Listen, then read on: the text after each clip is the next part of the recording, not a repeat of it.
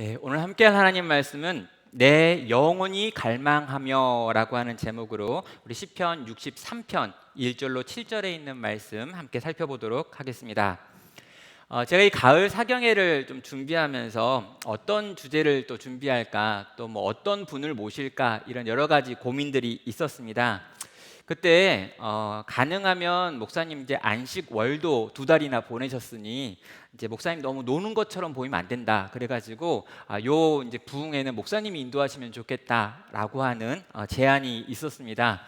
그래서 부담이 많이 되고 그때쯤에 좀 뭐 이렇게 다른 것도 막 하고 그럴 텐데 되겠나 이런 생각들이 들었지만 제 마음 가운데 정말 이 어려운 시기를 보내고 있는 우리 성도님들을 좀 위로하는 시간이 요 가을 사경이었으면 좋겠다라고 하는 생각과 그때를 위해서 어떤 말씀을 준비하면 좋을까, 또 어떤 이미지가 필요한가라는 생각을 하고 또 기도하는 가운데 이 광야를 지나며라고 하는 찬양의 가사가 떠올랐습니다.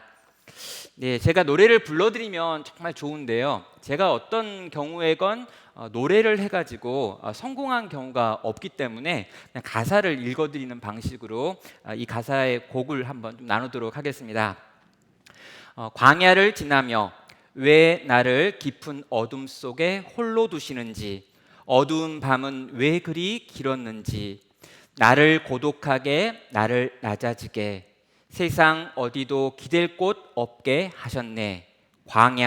광야에 서 있네. 주님만 내 도움이 되시고 주님만 내 빛이 되시는, 주님만 내 친구 되시는 광야, 주님 손 놓고는 단 하루도 살 수 없는 곳 광야에 서 있네. 주께서 나를 사용하시려, 나를 더 정결케 하시려 나를 택하여 보내신 그곳 광야, 성령이 내 영을 다시 태어나게 하는 곳 광야에 서 있네. 지금 분명히 1년을 보면은요, 가장 첫 번째 연에서 시인이 했던 고백은 뭐냐면, 내가 지금 깊은 어둠 가운데 서 있습니다. 나는 혼자 있습니다. 이 어둠의 시간은 너무나 깁니다. 이 시간을 지나며 나는 너무 지쳤습니다. 나는 한없이 낮아졌고 기댈 곳이 없습니다. 아무도 나를 도와주지 않으려고 하고 나를 도와줄 이가 아무도 없는 것 같습니다 라고 하며, 시인은 자기의 이 절망과 고통을 이 광야라고 하는 그림 안에서 표현하고 있습니다. 나를 위하여 아무것도 내주지 않는 이 황무지, 그 안에서 절망하고 있는 시인의 모습이죠. 자, 그런데요, 이 광야를 이야기했던 시인이 2연으로 넘어오면 조금은 다른 고백을 하고 있습니다. 아마도 저는 이 1년과 2년 사이에 어떤 시간이 있었을 거다라고 생각하고요, 또 이런 시간을 지나는 가운데 특별한 어떤 사건이 있었을 거다라고도 생각을 합니다. 왜냐하면 1년과 2년 사이에 너무나 큰 차이가 있기 때문이죠. 자, 2년에 들어가면은요, 거기서는 주님이 내 도움이 되시고 주님이 내 빛이 되시고 주님이 내 친구가 되어주시는 곳, 그곳이 광야다라고 이야기합니다. 주님이 지금 내 손을 잡고 계십니다 라고 하는 고백을 하고 있죠. 3년에 가면은요, 시인은 더 구체적으로 고백하고 있습니다. 이 광야에서 나는 주님을 만났습니다. 그리고 나는 그 만난 주님으로 말미암아 이 광야의 의미가 무엇인 줄 알게 되었습니다 라고 말하며, 내가 이전보다 더 정결하게 되었고 내 영혼이 새로워지는 곳이 바로 광야였습니다 라고 하는, 내 인생의 광야가 왜 있었는지에 대한 그 이유를 설명하는 내용이 있는 거죠. 분명히 절망에서 시작했습니다. 근데 이 절망 가운데 주님을 만났다라고 이야기합니다. 그리고 주님을 만났더니 이 광야가 나에게 주는 의미가 무엇인지에 대해서 이제 알게 되었노라라고 하는 고백으로 1년, 2년, 3년의 고백이 이어지고 있는 것이죠. 시인은 이 인생의 광야, 황무지를 지나갔습니다. 이 황무지 속에서 시인도 절망하고 낙심했죠. 또 하나님을 원망하는 시간도 있었을 겁니다. 도대체 내 인생은 왜 이런가 라고 하는 이 절망, 탄식, 그리고 하나님에 대한 분노 이런 것들을 마구마구 쏟아놓으며 자기의 그 고통스러운 지금이라고 하는 걸 고백할 수밖에 없었던 거죠. 그런데 그렇게 하나님을 향하여 원망하고 고통하고 씨름하고 막 소리를 지르는 그 시간이 어느 정도 지난 다음에 이 시인은요, 그 속에서 하나님이 찾아오심을 경험했다는 거죠. 그리고 그 찾아오신 하나님과 만나 교제하는 시간을 통하여 이 광야가 나를 더 깨끗하게 하는 곳이었고 이 광야가 나의 영혼을 새롭게 만드는 곳이었습니다 라고 하는 고백으로까지 이어졌던 것입니다. 사랑하는 성도 여러분, 지금 우리는 이 코로나라고 하는 이 거대한 전 지구적인 광야를 지나가고 있습니다. 여러분, 코로나가 아니더라도요, 우리 성도님들 중에 많은 분들은 이미 광야 가운데 계셨고요, 지금도 이 코로나가 아니어도 광야를 걸어가실 만한 분들이 많으셨습니다. 그런데 전 지구적으로 이 코로나라고 하는 질병으로 인해서 우리 모두가 다 함께 광야에 들어가서 이 광야를 지나는 경험을 대부분 하고 있다는 거죠. 우리 개인도 그렇고 우리 가정도 그렇고 이 땅에 있는 교회도 그렇고 우리 나눔교회도 어쩌면 그 광야를 지금 경험하고 있는 줄도 모르겠습니다. 이 광야가 왜 있는 건지에 대해서 우리는 생각해 봐야 합니다. 이 광야 앞에서 우리는 아파하고 탄식하고 때로는 원망할 수도 있습니다.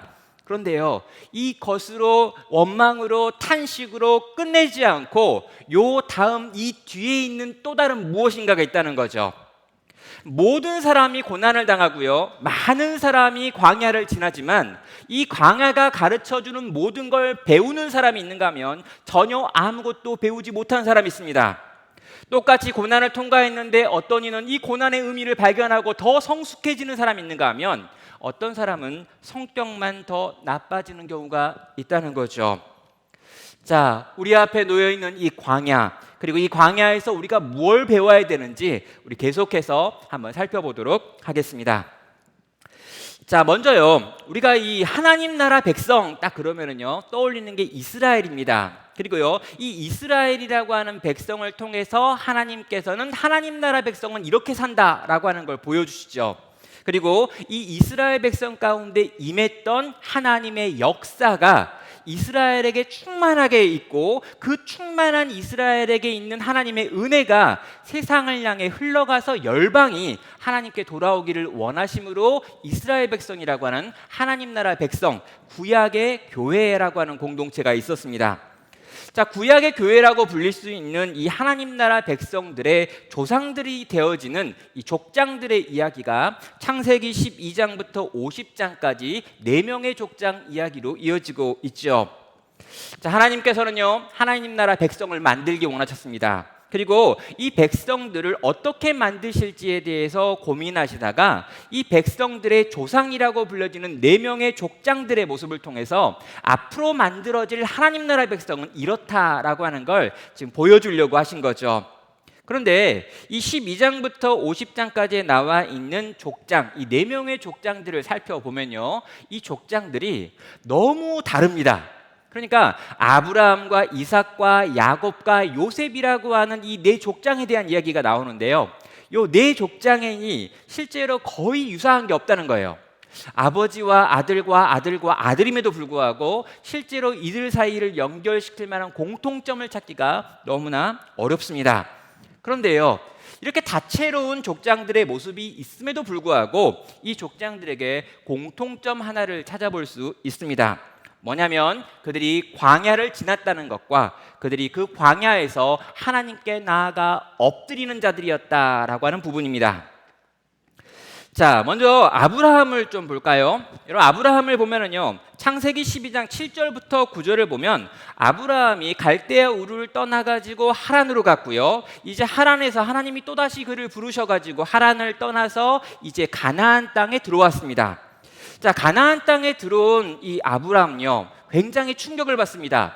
하나님께서 나에게 땅을 주시겠다고 했으면 좋은 땅일 줄 알았는데 막상 가나안 땅 북쪽으로 들어와 보니까 가나안 땅이 너무 안 좋은 거예요. 그래서 내가 정착할 곳을 찾아가지고 이 아브라함은 계속해서 북쪽에서 남쪽 끝 네게부까지 내려가는 이야기를 보여주고 있습니다. 창세기 12장 7절부터 9절에 있는 내용입니다. 여호와께서 아브라함에게 나타나 이르시되 내가 이 땅을 내 자손에게 주리라 하신지라. 자기에게 나타나신 여호와께 그가 그곳에서 제단을 쌓고 거기서 베델 동쪽 산으로 옮겨 장막을 치니 서쪽은 베델이요 동쪽은 아이라. 그가 그곳에서 여호와께 제단을 쌓고 여호와의 이름을 부르더니 점점 남방으로 옮겨갔더라라고 나옵니다. 그러니까 지금 아브라함이요, 지금 북쪽을 통해 가지고 가나안 땅으로 들어왔습니다. 그런데 거기서 하나님께서 이 땅을 너에게 준다라고 그랬는데 아브라함의 반응은 그곳에 제단을 쌓았다라고 하는 반응입니다. 또 여러분, 베델 동쪽 아이와 사이에 있는 지역으로 또 한 번 옮겼는데 옮긴 그 땅에서 또 거기서 제단을 쌓고 여호와의 이름을 불렀다고 나오죠. 그러나 그곳에 정착하지 않고 점점 남방 네게부 지역으로 내려갔다라고 하는 걸로 이어지고 있습니다. 여러분, 여기 나와 있는 중요한 표현이 뭐냐면 그가 제단을 쌓고 여호와의 이름을 불렀다는 거예요. 분명히 그의 눈앞에는 황무지가 있어서 정착할 수 없었음에도 불구하고 정착할 수 없었던 광야에서 아브라함은 계속해서 제단을 쌓고 여호와의 이름을 부르는 일을 하고 있습니다. 이걸 예배라고도 할 수 있지만 이걸 기도라고도 할 수 있겠죠. 그는 광야를 지나면서 광야 속에서 계속해서 여호와 하나님의 이름을 부르며 옮겨 다녔던 것입니다. 이해할 수 없는 이 땅에 대해서 하나님께 물었겠죠.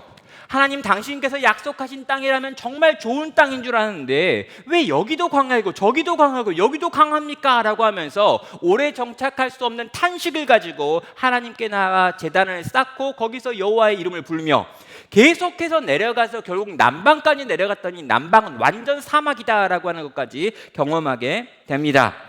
아브라함은 광야에서 여호와 하나님께 부르짖었던 사람입니다. 자, 아브라함의 아들 이삭의 경우에도요, 기도에 대한 내용이 나오죠.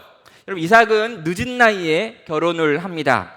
늦었다고 하니까 몇 살 정도 됐느냐라고 생각하는데요, 이삭의 나이가 40살이었죠. 이삭은 결혼하는 나이가 40인데요 요즘은 40에 결혼을 해도 엄청 늦었다라고 종종 이야기하지만 대부분 또 그렇게 결혼한다라고도 말합니다. 그러나 여러분, 이 고대를 생각해보고 당시에 결혼하는 나이를 생각해보면 여러분, 이삭의 나이 40에 결혼을 한다라고 하는 건 그가 오랫동안 결혼하지 못했다라고 하는 걸 보여주죠. 그래서 아브라함의 종 엘리에셀이라고 하는 사람을 하란으로 보내가지고요, 거기서 친척 사촌 리브가를 불러서 지금 오는 장면입니다. 자, 그 리브가가 이제 오는데요, 그 오는 리브가를 발견하는 사건이 창세기 24장 63절에 있습니다.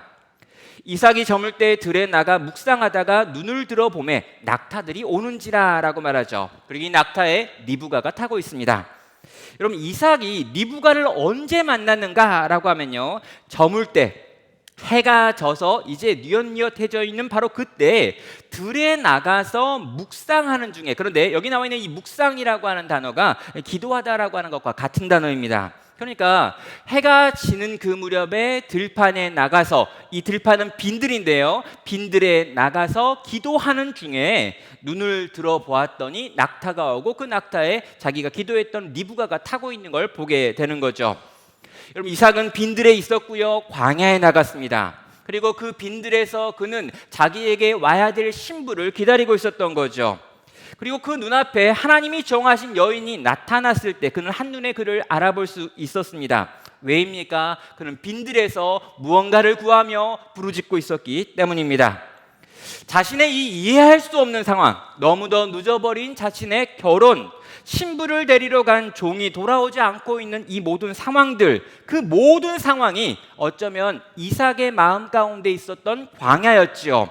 그런데 그는 이 광야에서 눈을 감고 하나님을 향해 무언가를 소리내는 방식으로 하나님께 나아가 탄식했던 것입니다.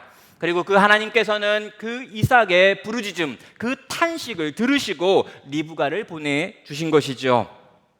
그럼 이삭의 아들 야곱도 기도하는 장면이 있습니다. 창세기 28장 18절입니다.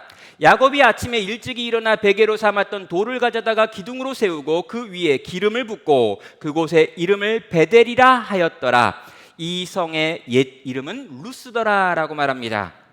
여러분, 창세기 28장에 유명한 이삭의 아들 야곱이 등장하는데요, 야곱이 형의 장자권을 속여가지고 빼앗습니다. 그래가지고 이 빼앗은 장자권을 가지고 이제 자기는 인생이 잘 될 거라고 생각했죠. 그러나 에서가 분노하고 에서가 이삭을 죽이겠다라고 하는 걸 공언하고 다니면서 생명의 위태함을 느꼈고요, 자기 생명을 잃어버릴까 봐 야반 도주하는 방식으로 혼자 도망쳐 나왔습니다. 그럼 혼자 도망쳐 나온 그가 어디를 가야 되는가? 큰 길로 갈까요? 큰 길로 가다가 에서에게 잡힐지도 모르기 때문에 산 위에 있는 아주 소로를 통해서 갔고요, 그렇게 가던 중에 이 루스라고 하는 지역에서 길에서 밤을 맞게 되었습니다. 어쩔 수 없이 노숙을 하게 되었고요, 돌을 가지고 베개 삼아서 거기서 잠들었죠. 여러분, 이 야곱의 인생 속에서 그 밤은요, 가장 어둡고 가장 두렵고 가장 떨리고 가장 외로운 날이었을 것입니다. 여러분, 부잣집의 아들로 부족할 것 없이 자라면서 커왔던 그가 아무도 자기를 옆에서 지켜주는 이가 없는 상황에서 실제로 자기가 가지고 있는 소유도 없이 이렇게 혼자 길에서 자고 있을 때 그가 느꼈던 마음과 그가 느꼈던 절망이 어떤 것일지 생각해 봐야 합니다. 그런데요, 그 잠 못 이루는, 정말 잠을 잘 수 없는 그 상황 속에서 너무나 피곤하여 잠들어 있는 바로 그때 꿈을 꿨는데요, 꿈속에서 여호와 하나님께서 찾아오셨지요. 그리고 그 하나님께서 내가 너를 지키고 보호하여 다시 돌아오게 만들 거다라고 하는 약속을 해주셨습니다. 그럼 그 약속을 받은 다음에 야곱이 잠에서 깨어나가지고 가장 먼저 하는 게 뭐냐면, 자기가 잘 때 뱉던 그 돌 베개를 세우고 그 베개 위에 기름을 붓는 것이었습니다. 이게 무엇일까요? 그가 드리는 예배였던 것입니다. 그의 할아버지와 그의 아버지가 하나님께 나아가는 그 방식을 흉내내서 그도 작은 종류의 예배 제단을 쌓고 그 제단 위에 자기가 가지고 있는 기름을 붓는 방식으로 하나님을 향한 예배를 드리고 있는 것이죠. 광야로 찾아와 주신 우리 하나님을 향해서 야곱은 기도라고 하는, 부르짖음이라고 하는, 감사라고 하는, 고백이라고 하는 것으로 나아갔던 것입니다. 마지막 족장인 요셉은 어땠을까요? 요셉의 경우에는요, 그가 기도하거나 예배하는 장면을 볼 수는 없습니다. 그러면 또 요셉의 인생을 살펴보면은요, 그가 이 광야에 있었던 시간보다 애굽에 있었던 시간이 훨씬 더 많았다는 걸 알게 되죠. 그러나 여러분, 요셉의 인생을 다시 한번 생각해 보면 이 애굽이라고 하는 풍요한 땅에서 그가 살았던 삶의 대부분은 실제로 광야를 살고 있었습니다. 그는 종으로 끌려가서 인신매매 당한 사람으로서 거기서 종노릇을 해야 됐고요, 또 그는 이 다른 사람의 다른 사람의 어떤 그가 결국 죄수가 되어가지고 음모에 의하여 죄수가 되어서 감옥에 사는 신세가 되었기 때문입니다.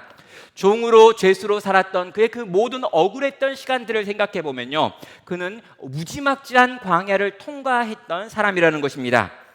자, 그는요, 이 종이 되면서 하나님을 향하여 많이 소리 질렀을 것입니다. 또 여러분, 열심히 성실하게 또 하나님과 사람 앞에서 깨끗하게 살려고 노력했음에도 불구하고 이 여인으로 말미암아 감옥에 갇혀서 지금 이 죄수가 되어 죄수 역할을 하고 있을 때 더 하나님을 향하여 부르짖고 외쳤을 것입니다.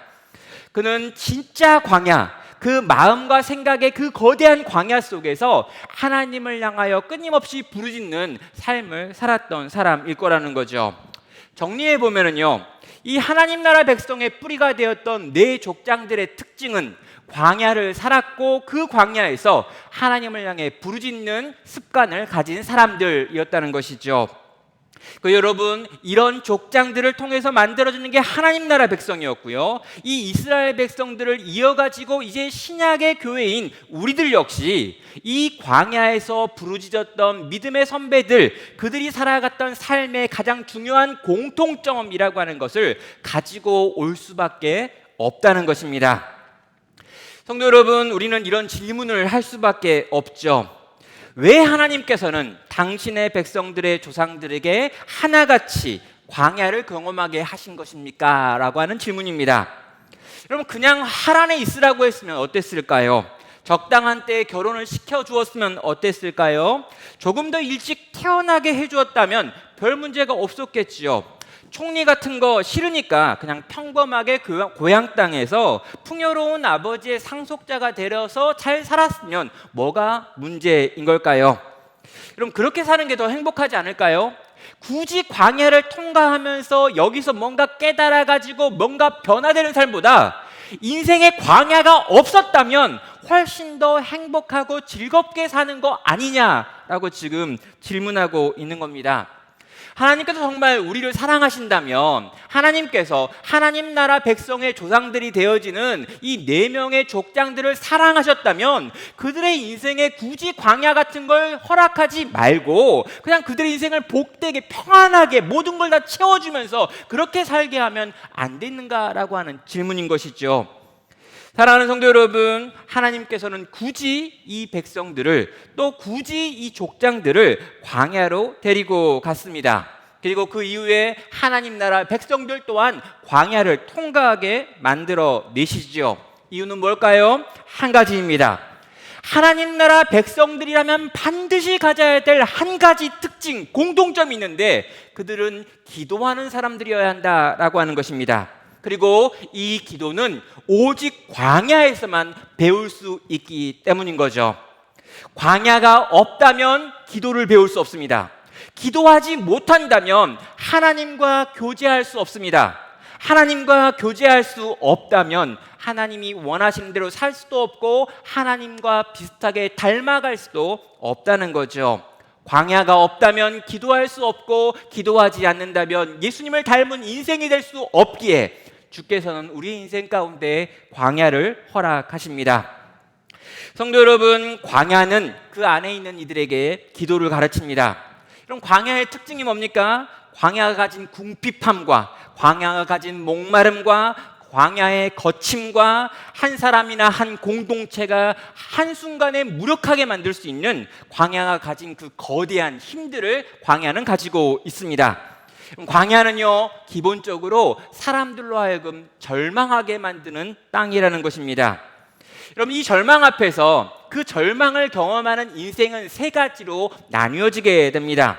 첫 번째는요, 그 광야에 압도돼 가지고 나는 아무것도 할 수 없다라고 자포자기하는 사람입니다. 여러분, 최악의 경우죠.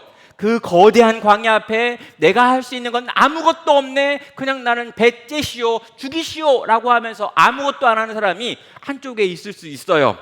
근데 여러분, 이런 건 아니지만 또 다른 종류의 사람이 존재합니다. 근데 그걸 하나님께서는 악이라고 규정하죠.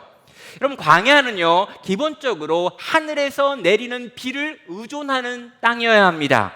그런데 하늘에서 내리는 비를 만들어낼 수 없기 때문에 어찌하여서건 간에 이 땅에서 뭔가를 끌어다가 이걸 채워야겠다라고 생각하는 사람들이 있습니다. 그들은 샘을 파서 그 샘에서 물을 올려보려고 하는 것이죠. 그런데 여러분, 샘을 파는 게 뭐가 문제일까요?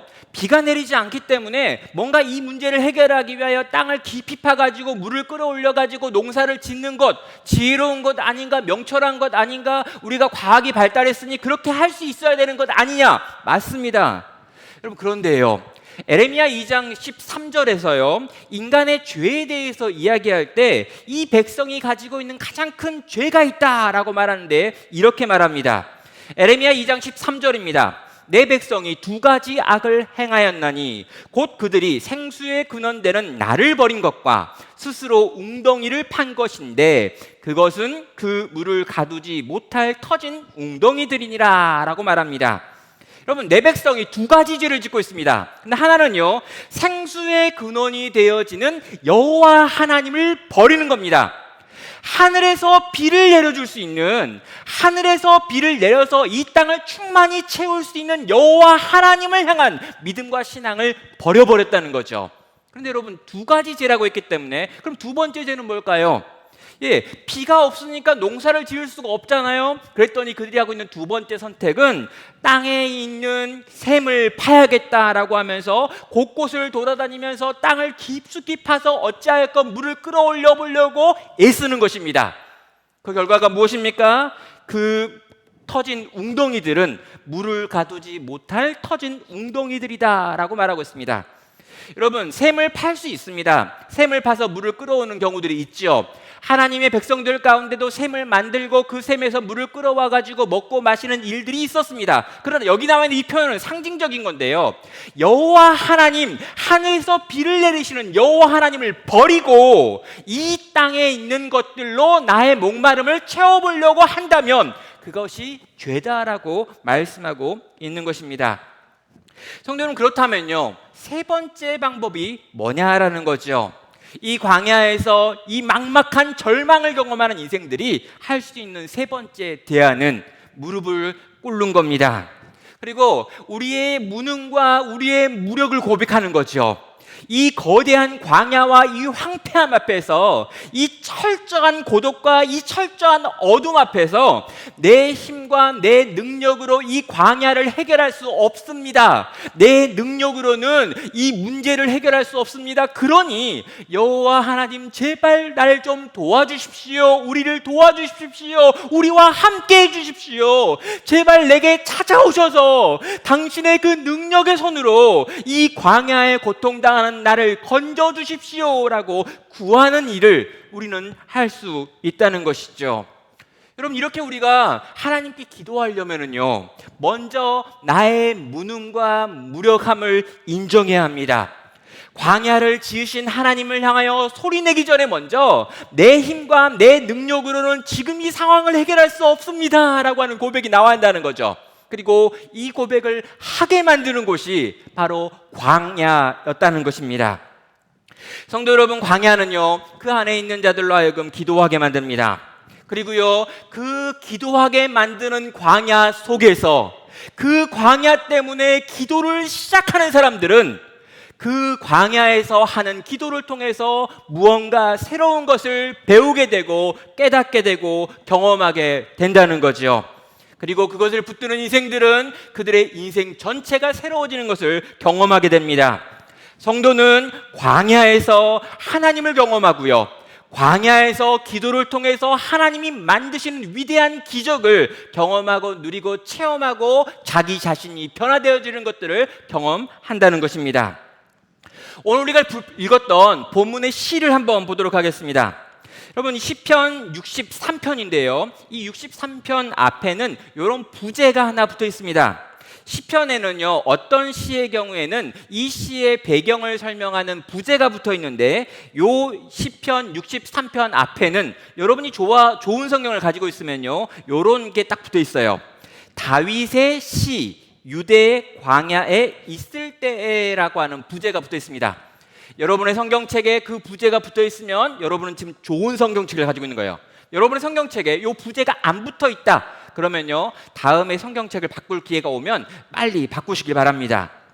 여러분, 다윗이 사울을 피해 가지고 도망 다니며 살았던 바로 그때에 이 시를 썼다라고 하는 게 이 작은 부제 안에 담겨 있는 거죠. 다윗이 유대 광야에 있었는데, 이 유다 광야라고 하는 광야에 언제 있었는가? 사울을 피하여 도망 다닐 때 거기에 머물렀기 때문입니다. 그럼 언제 자신의 생명이 끊어질지 모르는 상황이었습니다. 사울의 군대가 언제 들이닥칠지 모르는 상황이었습니다.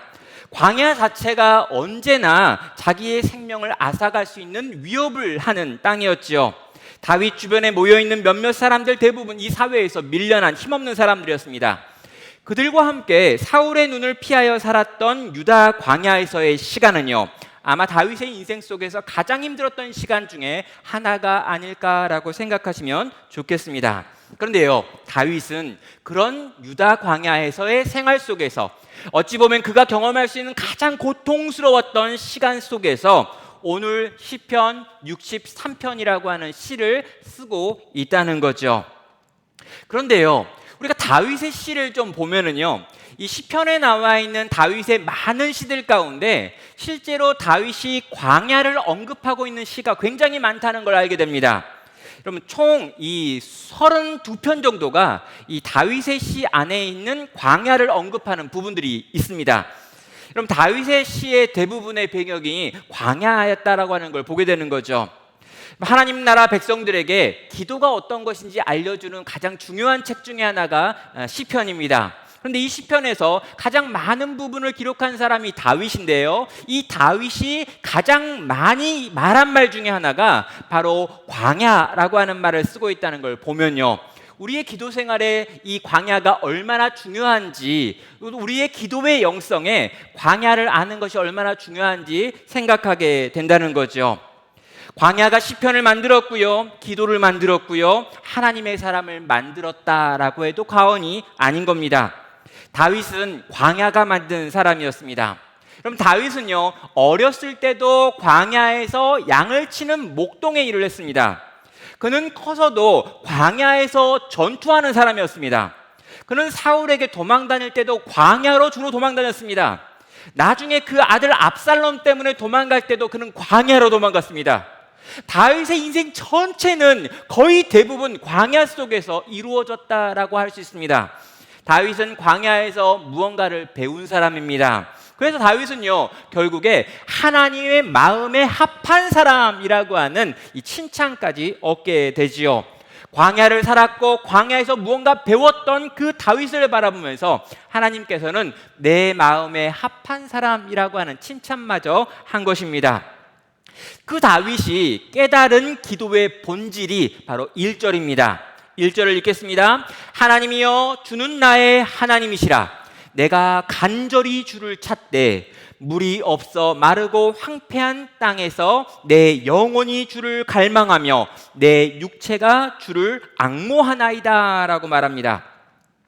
다윗은 지금 물이 없어 마르고 황폐한 땅 위에 있습니다. 광야입니다. 여러분, 이건 어떻게 보면은요, 그냥 지리적으로 광야에 있다라고 하는 말 이상이겠죠. 몸도 광야에 있지만 상황도 말이 아닙니다. 생명이 위태합니다. 당장 먹을 것을 구하는 것도 쉬운 일이 아닙니다. 내일 일을 전혀 예측할 수가 없습니다. 언제 똑바로 예배를 드렸는지 기억이 나지 않습니다. 세상의 기준으로 보면 완전히 망한 것 같습니다. 유다 광야에 있던 다윗의 상태는 그의 전 인격이 마르고 황폐해지기에 딱 좋은 상황이었다는 거죠. 보통 사람이라면요, 이 광야를 벗어나야겠다라고 생각을 했을 것입니다. 어떻게 해석은 간에 이 광야의 시기를 끝내기를 원한다라고 했을 거예요. 물론 다윗도요, 이 광야 생활이 좋았던 건 아닐 겁니다. 그래서 그는요, 하나님을 바라보면서 그의 기도의 여러 편 중에 이 광야 같은 삶, 지금 이 어려운 삶, 원수로 인하여 고난당하는 이 삶에서 제발 좀 날 좀 건져달라고, 이런 원수들을 향해서 제발 좀 저 원수 좀 죽여달라고 요청하고 간청하는 내용들이 있지요. 여러분, 이 광야에서 그는 목말라하고 힘들어하고 어려워하고 절망합니다. 그런데요, 그렇게 절망하고 아파하고 힘들어하고 그 모든 상황에 대해서 고통당했던 다윗이 시편 63편에 가면은요, 그런 것들에 대한 갈망과 목마름이 아니라 이 광야에 있는, 그러나 이 광야에서 지금 가장 경험하기 원하는 것이 그런 것들이 아니라, 눈에 보이는 이 광야의 문제를 해결하는 것이 아니라 바로 여호와 하나님이 목마르고 여호와 하나님이 보고 싶다라고 지금 1절은 외치고 있는 것이죠. 다윗은 지금 간절히 하나님을 찾고 있습니다. 내가 지금 간절히 찾고 있는 것은 나의 주님이다라고 그는 고백합니다. 내 영혼이 간절히 찾는 것은 지금 주님을 갈망하고 있다라고 표현하죠. 내 육체가 주를 앙모한다, 사랑한다라고 지금 그는 선언하고 있습니다. 다윗은 광야 전문가인데요, 다윗은 이 모든 상황에서 자신을 향한 하나님이 지금 무언가 자기를 시험하고 있다는 걸 알았습니다. 그리고요, 지금 이 다윗은 하나님을 향해 정답을 가지고 나아가서 하나님께 하나님 당신이 필요합니다 라고 외치고 있는 것입니다. 여러분, 오아시스를 발견하게 해달라고 기도했다면요, 잠시 잠깐의 목마름과 먹을 것을 채울 수 있었을 것입니다.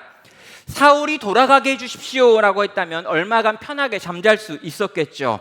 사울을 그냥 죽여주십시오. 그러면 다윗은 쉽게 왕이 되어가지고 왕자에 앉을 수 있었을 거고 더 이상 도망다닐 필요가 없을 겁니다. 그러나 지금 다윗은요, 그 모든 상황에 대하여 이야기하는 것이 아니라 그 모든 상황을 주관하고 계시는, 역사를 움직이고 계시는 그분이 누구신 줄 알았기 때문에 이 광야에서, 이 모든 광야를 만들어 이 광야로 나를 인도하신 여호와 하나님 당신을 내가 찾습니다. 당신을 갈망합니다. 당신을 앙망합니다. 그러니 제발 내게 나타나소서라고 구하고 있는 것입니다. 여러분, 사울이 없어진다고 해서 문제가 해결되는 게 아닙니다. 물을 찾았다고 해서 문제가 해결되는 게 아닙니다. 이 물의 근원을 가지고 계신 분, 이 사울과 이 모든 상황을 뒤에서 움직이고 계시는 바로 그분이 내게 오셔서 나로 하여금 이 모든 상황에서 건져내시지 않고는 내가 몇 가지 문제를 해결했다고 해서 해결된 것이 아니라고 하는 걸 다윗은 정확하게 알았던 것이죠. 그래서 다윗은요, 유다 광야에서 주님을 찾고 부르짖으며 주님을 구하고 있는 것입니다. 분명히요, 다윗도 처음에는요 상황 때문에 기도했을 것입니다. 우리는 원래 그래요. 아무리 이렇게 훌륭한 사람이라고 해도요, 처음부터 나는 여호와 하나님을 바랍니다 뭐 이렇게 안 합니다. 처음에는 배가 고파요 뭐 이렇게 합니다. 처음에는 힘이 듭니다 라고 이야기하죠. 도대체 나는 언제 결혼합니까? 도대체 나는 언제까지 가난해야 하나요? 나는 언제까지 월세를 내며 살아야 합니까? 여러 가지 우리는요, 내 아픈 몸을 붙들고 내 집에 있는 문제들을 붙들고 내가 지금 통과하고 있는 광야를 붙들고 내 상황을 가지고 하나님께 나아가 부르짖어 기도하는 것이 맞아요. 그런데 여러분, 우린 다 그렇게 기도하는데요, 여러분, 우리 이렇게 기도해야 합니다. 여러분, 제가요 하나님을 구하라라고 이야기하면서 요 앞에 있는 걸 그만 구하십시오, 더 이상 유치한 그런 기도를 하지 마십시오 라고 말하는 게 아니에요. 이 기도 하십시오. 여러분, 이 기도를 하되 제발 진짜 간절히 하십시오. 정말 이 기도를 하되 정말 하나님 제발 나는 지금 절망 속에 있습니다. 이 광야는 내가 감당할 수 있는 게 아닙니다. 난 몸이 너무 아픕니다. 내 자식이 너무 안쓰럽습니다. 내 남편이 너무 불쌍합니다. 내 인생이 너무 처참합니다. 여러분, 정말 간식하시고 정말 절망하라는 거죠. 정말 절망하고요, 정말 탄식하는 겁니다. 여러분, 기도의 본질은 뭐냐면요, 하나님과 소통, 여러분 이거 물론 있어요. 근데 여러분, 기도의 가장 본질, 가장 뿌리에 뭐가 있냐면 탄식이 있는 겁니다. 도대체 내 힘과 내 능력으로 해결할 수 없는 내 인생의 문제 앞에서 도대체 이게 왜 일어난지도 모르겠고 이걸 어떻게 해결할지도 모르는 이 절망스러운 상황 속에서 절망하는 겁니다. 탄식하는 겁니다. 한숨을 내쉬는 겁니다. 도무지 이길 수 없는 적 앞에서 도대체 이걸 나보고 어떻게 하라고 하시는지 모르겠다며 우는 것이지요. 성도 여러분, 그렇게 울부짖고요, 그렇게 탄식하고요, 그렇게 통곡하고요, 그렇게 하나님 앞에 엎드러지는 겁니다. 여러분, 그렇게 엎드러지면 어떤 일이 벌어질까요? 여러분, 그렇게 엎어지면 무슨 일이 벌어질까요? 더 이상 기도할 힘도 없을 만큼 그렇게 처절하게 하나님과 더불어 씨름했다면 어떤 일이 벌어질까요? 광야에서 이 광야 때문에 울부짖다 쓰러진 당신에게 우리 하나님께서 찾아오신다는 것입니다. 그렇게 탄식하고 절망하고 후회하고 원망하며 하나님과 씨름하고 있는 당신에게 하나님이 찾아오신다는 거지요.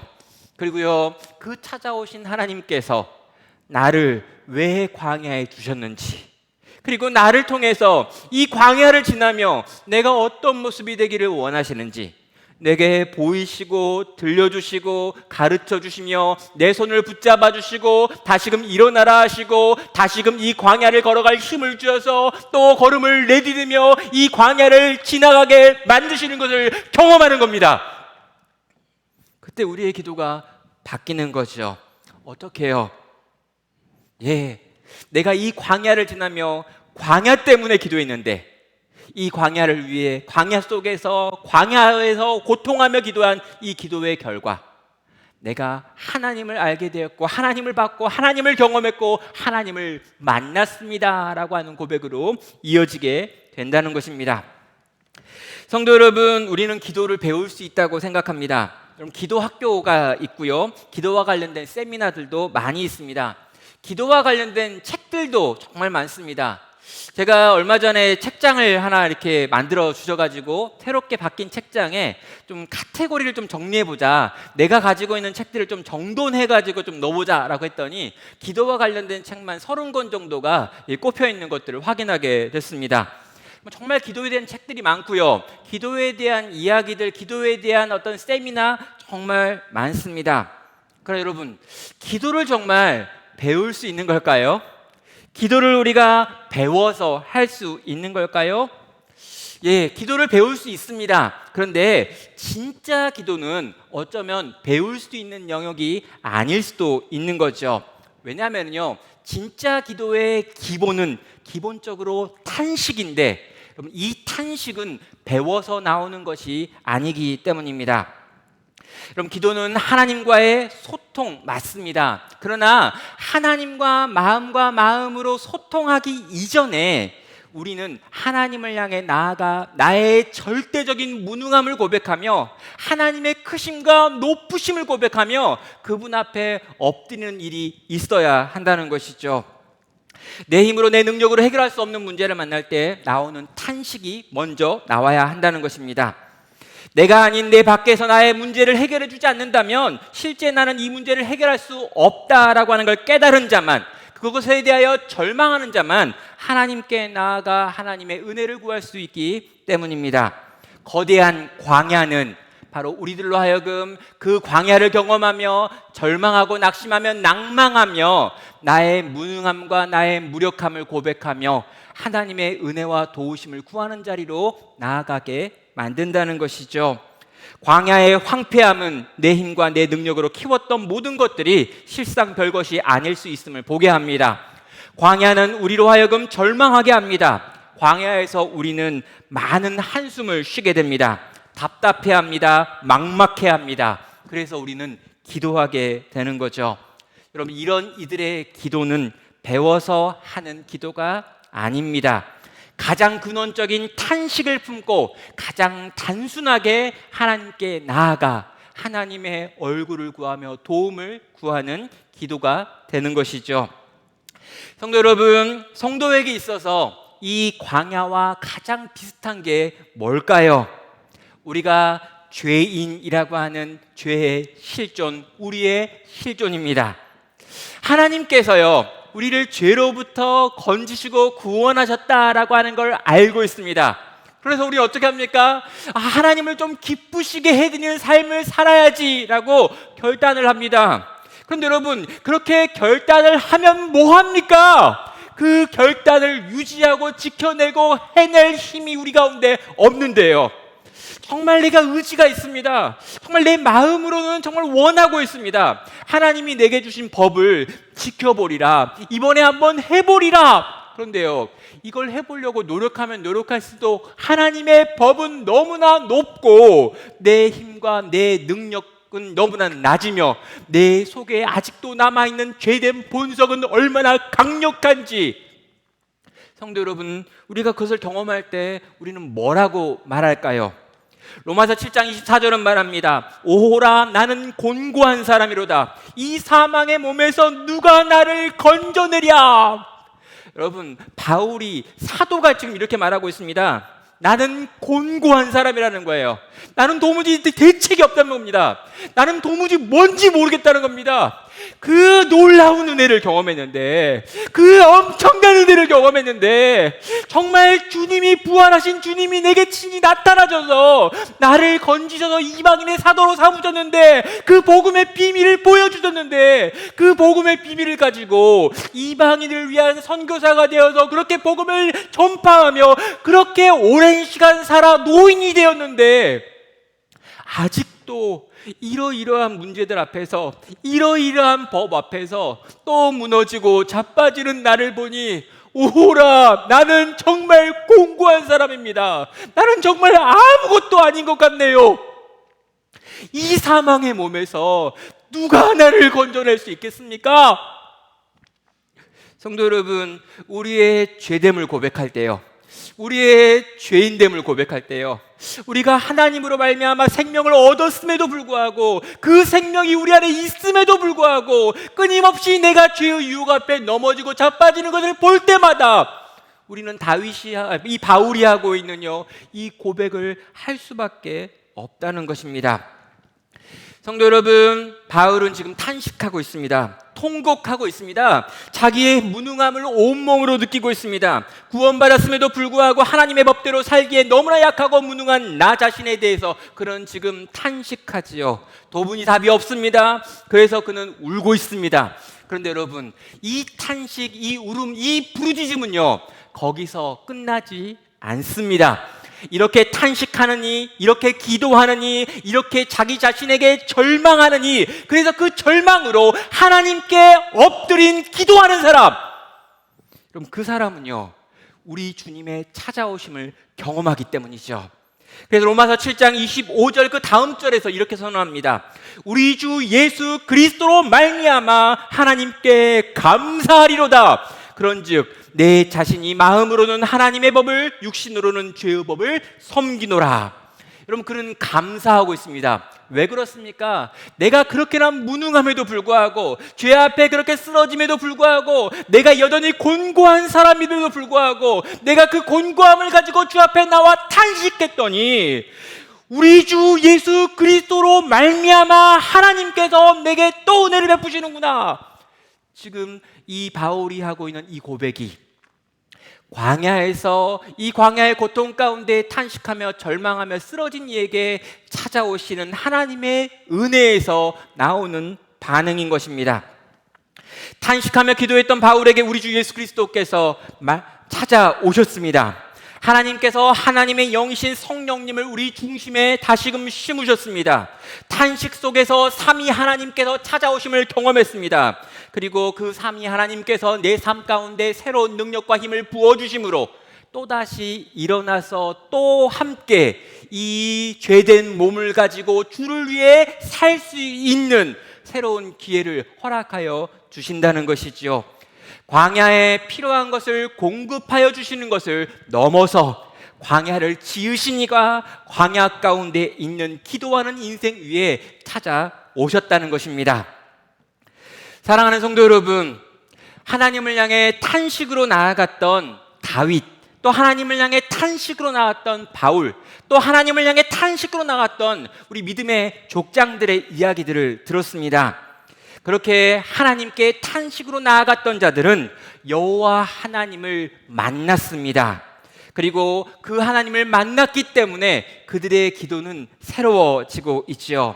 처음에는 탄식이었습니다. 그런데 이 탄식에서 하나님을 만난 은혜에 대한 감격의 고백으로 바뀌고 있습니다. 그리고 내 인생을 향한 하나님의 계획을 알게 된 자의 깨달음으로 나아가고 있습니다.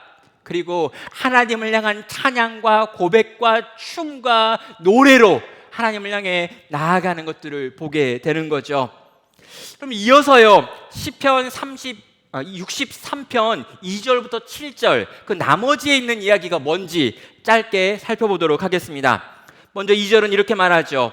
내가 주의 권능과 영광을 보기 위하여 이와 같이 성소에서 주를 바라보았나이다 라고 말합니다. 지금 다윗의 눈에 주님의 권능과 영광이 보인다는 거죠.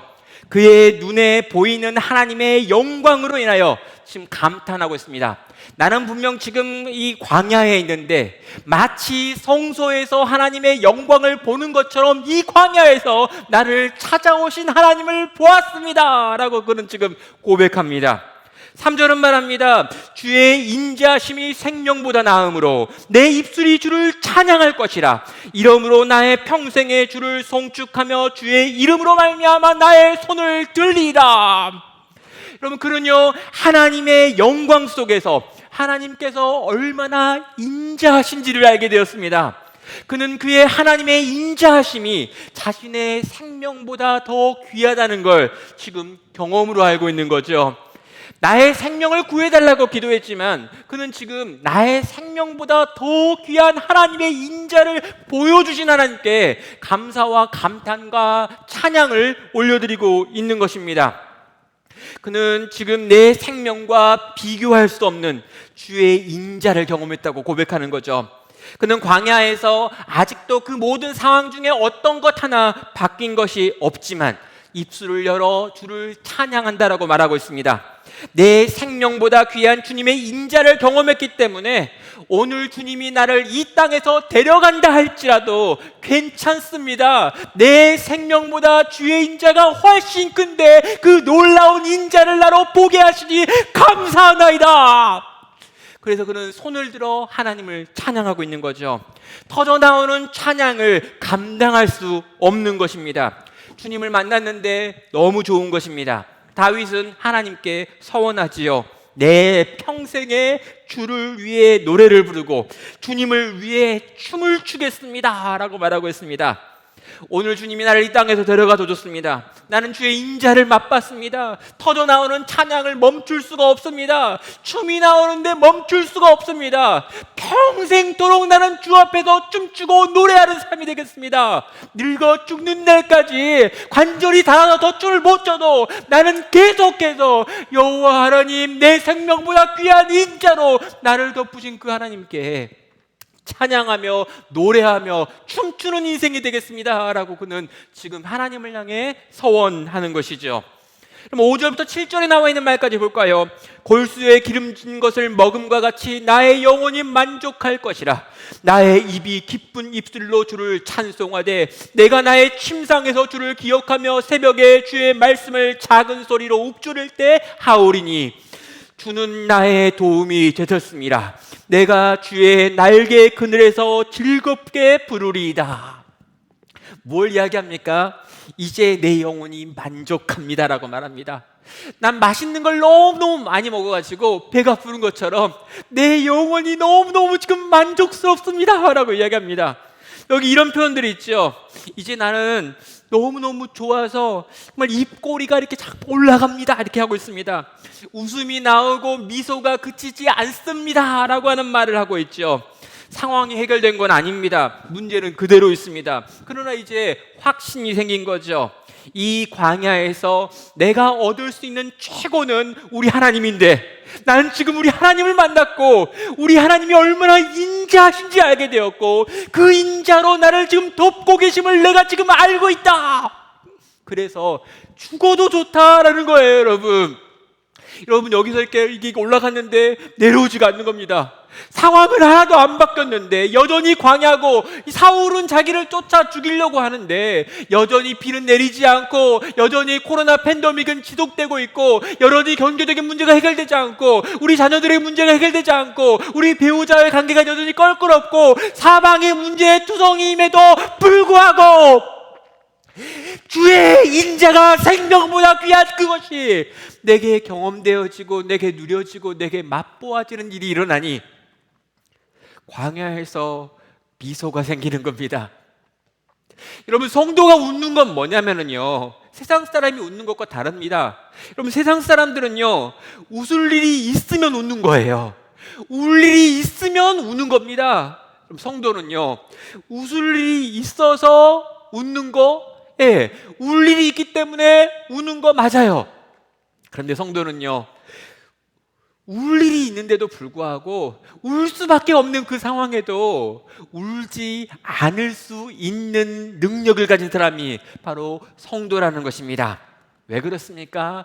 이 광야에서 은혜로 나를 덮고 있고 정말 은혜의 날개로 날 싸고 계시며 은혜로 나를 보호하고 계시는 그 주님을 만났고 그 주님을 누리고 계신다면 이 광야 안에서 내가 발견할 것들을 발견하게 하시고 결국에 이 광야 가운데 나와 함께 하시며 나로 새 것을 만들어내실 그 하나님을 기대함으로 거기 그 자리에서도 웃을 수 있다는 것입니다.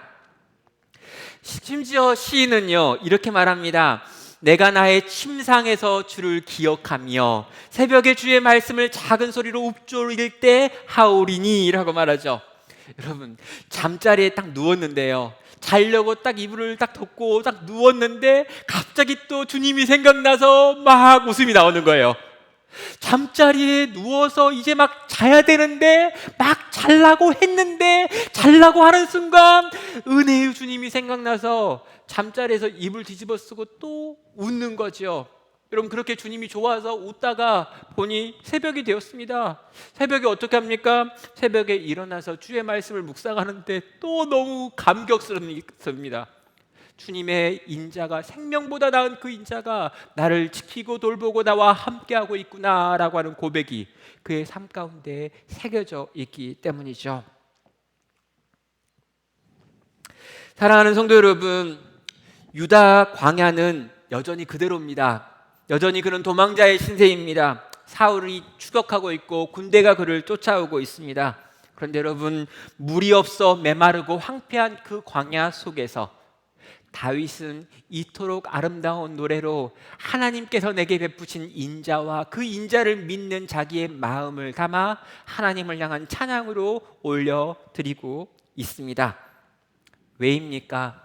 이 광야에서 터뜨렸던 그 다윗의 탄식에 우리 하나님께서 응답하시기 때문입니다. 우리 하나님께서 그분의 인자하심으로 기도하는 다윗의 인생을 덮으셨기 때문입니다.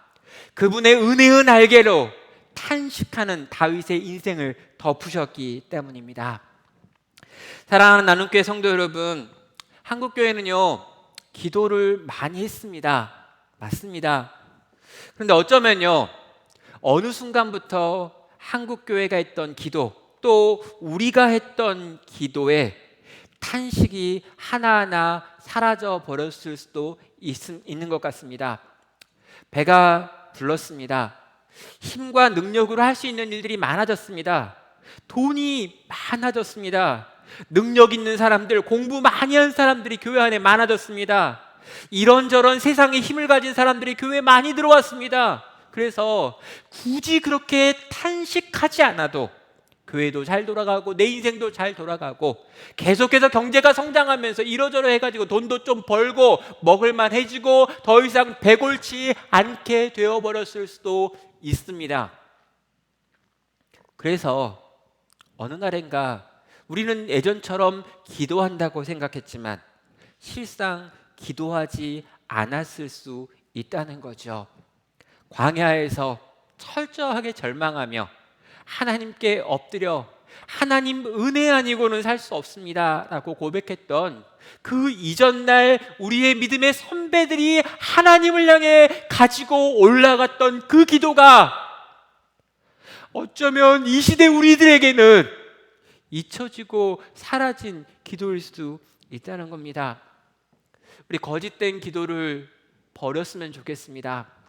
너무 멋있고 화려한 기도도 이제 그만했으면 좋겠습니다. 사람들에게 들려주기 위한 기도도 이제 그만하고요. 외식하는 기도도 좀 그만하고요. 정말 하나님을 바라보면서 내가 얼마나 나의 이 무능과 이 연약함과 이 비참을 가지고 엎드러져서 제발 좀 나와 함께 해달라고, 날 당신의 자비로 덮어달라고, 인자로 덮어달라고, 내게 구원을 베풀어달라고 그렇게 하나님께 나아가 탄식하는 기도를 회복할 수 있는 우리 성도 되시기를 바랍니다.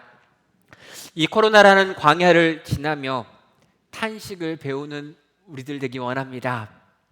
이 코로나라고 하는 긴 광야를 지나며 무너지고 깨어질 것들이 깨어지고 무너지는 것을 경험하는 이 땅의 교회들이 다시금 탄식하는 기도로 하나님께 엎드려지기를 바랍니다.